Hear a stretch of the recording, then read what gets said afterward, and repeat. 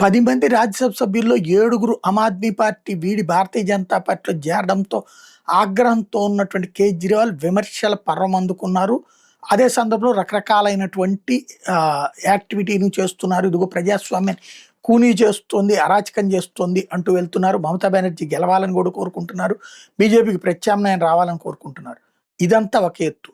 కానీ ఒకే ఒక్క ఎంపీ పట్ల మాత్రం ప్రత్యేకించి సీరియస్‌గా తీసుకొని తను పంజాబ్ వస్తే కేసుల్లో పెట్టి లోపలేయించాలని చూస్తున్నారు. ఇప్పుడు పంజాబ్ ప్రభుత్వం ఆమ్ ఆద్మీ పార్టీదే కాబట్టి సందీప్ పాఠక్ వాస్తవంగా ఇతను కీ రోల్ పోషిస్తున్నటువంటి వ్యక్తి.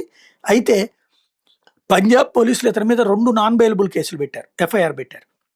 అది తాజాగా ఈ ఉదంతం తర్వాత. ఎందుకయ్యా అంటే ఏదేదో పిచ్చి పిచ్చి కారణాలతో పెట్టారు. అసలు విషయం ఏంటంటే ఈ పాఠక్ అనేటటువంటి వ్యక్తే పంజాబ్‌లో డబ్బులు పంచడం దగ్గర నుంచి పంజాబ్‌కి ఈ కేజ్రీవాల్‌కి, మాన్‌కి మధ్యన లేదా ఈ ప్రభుత్వాలకు మధ్యన డబ్బుల లావాదేవీలన్నిట్లో కీ పాత్ర పోషించేవాడు.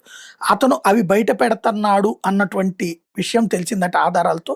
దాంతో ఇప్పుడు అతను పంజాబ్‌కొస్తే ముందు అరెస్ట్ చేయించేసేయడం ద్వారా ఈ ఇష్యూని డైవర్ట్ చేసే ప్రయత్నం చేస్తున్నారంటున్నది ప్రత్యర్థి వర్గం.